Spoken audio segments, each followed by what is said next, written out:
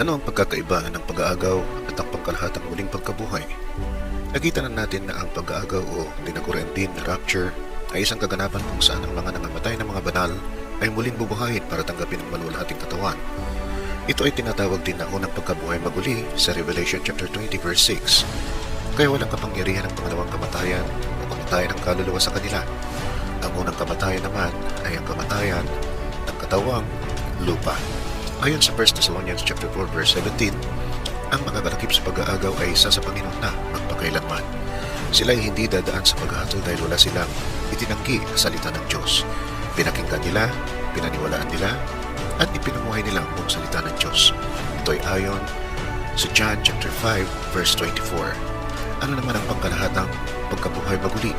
Muli abangan ang susunod na kabanata at pagpalain tayong lahat ng ating Panginoong Kristo Jesus.